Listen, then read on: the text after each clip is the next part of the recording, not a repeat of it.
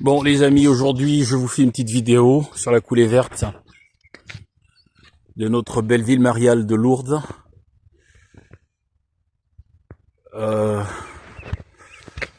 Pour vous raconter un truc qui vient de m'arriver là, il y a même pas 1 heure et demie, j'étais en train de marcher ici sur la coulée verte et là je rencontre un gars avec qui je discute. C'est un petit jeune, je crois il m'a dit qu'il avait 23 ans, il est catholique pratiquant. Et on a commencé à discuter un peu. Bon, moi j'aime bien aborder les gens dans la rue, leur dire bonjour et tout, tu vois, échanger un peu. Et d'entrée de jeu, la conversation a tourné vers la théorie raciste dite du grand remplacement. Il m'a expliqué que il y avait un grand remplacement parce qu'il y avait beaucoup de migrants qui arrivait en France. Bon, je vous passe les chiffres parce que les chiffres sont évidemment approximatifs et surtout chacun fait dire aux chiffres ce qu'il souhaite. Alors je lui ai posé la question. Je lui ai dit, tu as peur du grand remplacement? Il me dit oui, j'ai peur du grand remplacement. Je lui ai dit, t'as 23 ans, normalement à l'époque des nazis, à 23 ans, les mecs, ils étaient déjà mariés, ils étaient à l'armée, et ils avaient une gonzesse à qui ils devaient faire des gosses. Je lui ai dit, combien t'as d'enfants? Il me dit, j'en ai pas. Je lui ai dit, mais est-ce que t'es logique? Tu dis que t'as peur du grand remplacement, mais tu fais pas de gosses. Ça n'a pas de sens. D'accord? Moi, si j'avais peur du grand remplacement dans mon pays, ou dans un pays que j'estimerais être le mien, comme si je l'avais construit, d'accord, je m'empresserais de faire des gosses, quoi, pour pas me faire grand remplacer par des mecs de Bamako ou de je sais pas où, ok. Je lui dis, tu sais, nous, les blacks, nous, les Renois, c'est ngolo, matin, midi et soir. On baise utile. Donc, si tu veux éviter le grand remplacement, va falloir baiser, mec. Alors il me dit, ouais, mais ma copine, elle m'a quitté, je sais pas quoi, machin. Je dis, mais trouve-t'en une autre. Les gonzesses, c'est pas ce qui manque. Tu marches dans la rue, là, t'as des gonzesses. Moi, j'ai fait la dernière fois porte-à-porte pour vendre des assurances. Le nombre de gonzesses toutes seules, avec un monoparental, un seul enfant, t'en as des tonnes en France. Y'a que ça, des gonzesses toutes seules. Elle rencontre un mec sur Badoo. Elle fait un gosse avec le premier venu, un connard. Il l'abandonne avec son gosse, elle reste à la maison. Elle travaille très tôt le matin, elle rentre le soir, elle n'a pas le temps d'aller chercher des mecs. L'expérience de Badoo, ça l'a tellement découragé. Du coup, elle est dispo. On va chercher de la chatte, monsieur. Si tu as peur du grand remplacement, parce que t'es pas logique. Donc ta peur est peut-être irrationnelle. Alors elle me dit, ouais, tu joues sur les mots. Je dis, non, je joue pas sur les mots, c'est la vérité. C'est la vérité. Parce qu'à ce rythme, on n'aura pas besoin de migrants, nous, pour grand remplacer. D'accord? Bon, je taquinais un peu, parce que la réalité, c'est que le grand remplacement, c'est un mirage. C'est un mirage. La plupart des migrants qui arrivent ici, ils sont tellement sans papier qu'ils n'ont même pas la possibilité d'avoir une vie normale, entre guillemets, une vie sociale normale. On les maintient précisément dans une situation de sans-papier pour qu'ils n'accèdent pas aux droits sociaux qui leur permettent ensuite de se maintenir. Alors, les enfants, naturellement, la France a signé des conventions internationales qu'elle respecte, heureusement, qui protègent les enfants. Donc, évidemment, on protège les enfants. Et donc, les enfants de ces immigrés, il est sûr et certain que, ils vont prospérer. Après, tous les immigrés viennent pas avec leur famille ici. Moi, je connais beaucoup de Sénégalais ou de Maliens qui travaillent sur les marchés, mais qui ont toute leur famille au Sénégal. Pour rien au monde, ils les amèneraient ici. D'accord? Donc c'est pas une généralité, il faut pas généraliser les choses. Alors j'ai essayé de lui expliquer, mais rationnel. Mais bon, vous savez, les gens, quand ils ont une idée en tête, c'est très difficile de leur sortir. Alors il m'a sorti un truc, ça, tous les mecs d'extrême droite avec lesquels je discute me le sortent. Hitler était socialiste. Il part de Hitler était socialiste, et il arrive à Hitler était de gauche. Je lui dis, mais d'où tu sors ça? D'où tu sors cette information? Ah bah oui, nazi, ça veut dire national-socialisme. Donc Hitler était de gauche. Je dis, mec, il y a une différence entre être socialiste et être de gauche. D'accord ? Par exemple, la gauche, d'une manière générale, c'est un idéal. Il peut arriver que des gens qui se disent de gauche ne le soient pas effectivement. Ça peut arriver. Les contradictions, c'est humain. Regardez Jacques Chirac, par exemple. Il se disait de droite, mais en fait, il était de gauche. Et Mitterrand, il a été à l'extrême droite pendant la guerre, et après la guerre, il a compris que c'était de la merde, et il a changé. Peut-être qu'il était aussi à l'extrême droite, peut-être par instinct de survie, et à la fin de la guerre, il a changé. Il est devenu le plus grand président de la gauche française officielle. Regardez Manuel Valls, qui a commencé à gauche, il a fini dans un trou perdu à Tel Aviv, d'accord ? Donc, les gens peuvent changer. Mais ça ne signifie pas que parce qu'on dit national-socialisme, que Hitler était de gauche. Par ailleurs, le national-socialisme se distinguait, et se distingue d'ailleurs toujours, de l'international-socialisme. C'est ça que vous ne comprenez pas. En fait, Hitler n'était pas de gauche. Hitler était un socialiste nationaliste. La différence, elle est importante, elle est énorme. Et d'ailleurs, Hitler, opposait le national-socialisme à l'international-socialisme socialiste des communistes russes, dont il accusait les juifs d'être à l'origine. C'est de là que ça vient, national-socialisme. Ça ne signifie absolument pas que Hitler était de gauche. Alors si on peut considérer, si tu veux néanmoins considérer qu'Hitler était de gauche, eh bien considère que c'était un homme de gauche raciste. Alors j'explique.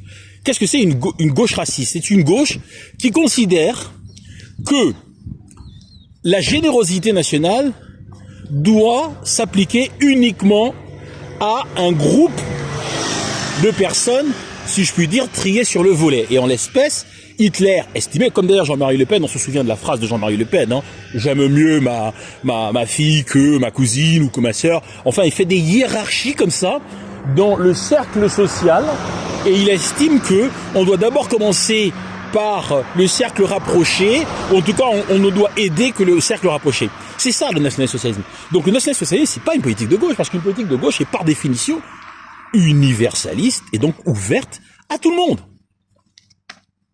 Pas à n'importe qui, mais à tout le monde, c'est-à-dire à toutes les personnes qui remplissent les conditions nécessaires pour obtenir les droits, et sans hiérarchie et sans distinction de couleur, de race ou de religion. Or, Hitler, son idéologie, c'était de dire les aides sociales, par exemple.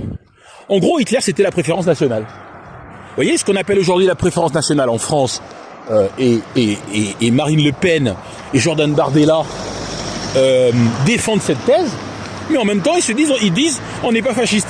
Ils se défendent d'être fascistes. Mais c'est exactement ce que faisait Hitler.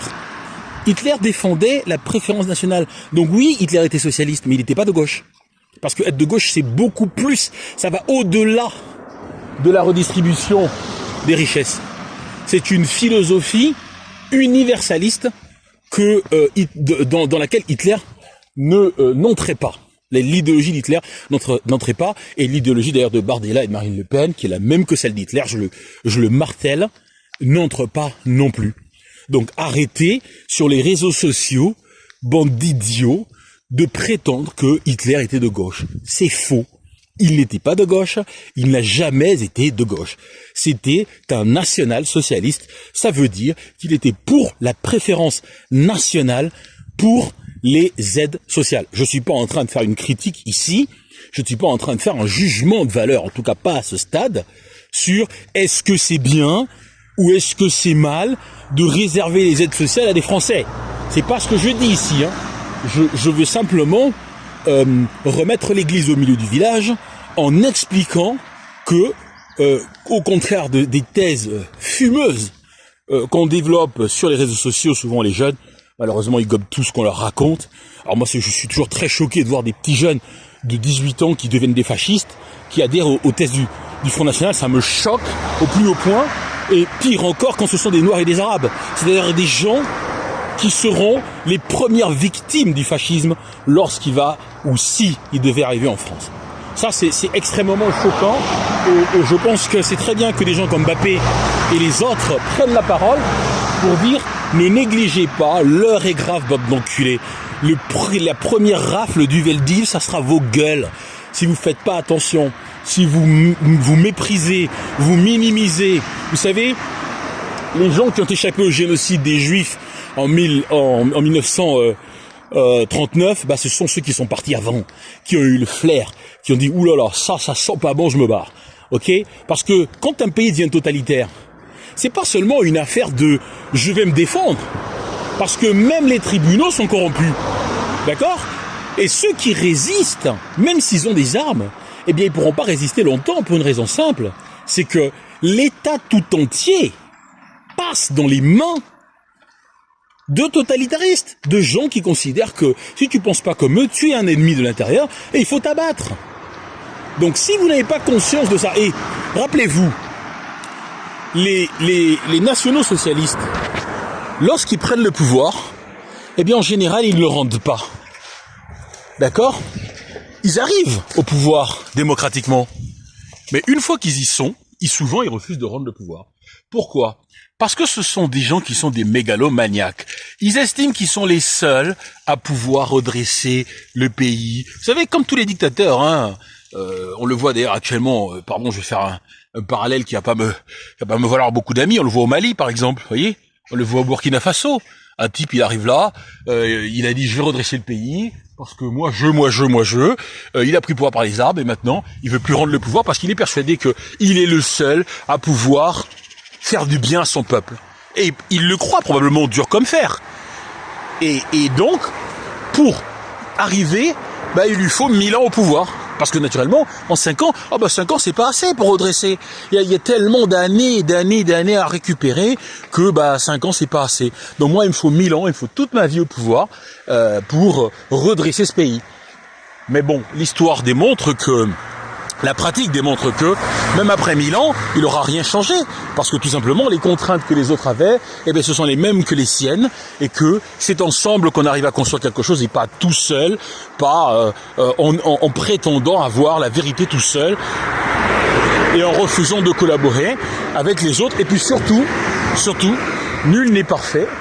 Je veux dire, même quand avec la meilleure des volontés du monde, parfois on n'y arrive pas, c'est tout. Parce qu'il y a des forces contraires, il y a des forces centripètes qui vous empêchent d'arriver là où vous voulez, tout simplement parce que les autres forces en face, elles vont pas vous laisser faire tranquillement, elles vont aussi se battre, etc. Donc sans cohésion, on n'arrive à rien. Ok, cette vidéo, je crois qu'elle commence à être un peu longue. Je sais pas si j'ai bien circonscrit le sujet sur lequel je voulais m'entretenir avec vous. Disons que l'essentiel ici, c'est la question justement, l'anecdote avec ce jeune qui a peur qui dit avoir peur du grand remplacement, mais qui ne semble rien faire pour l'empêcher, biologiquement, j'entends.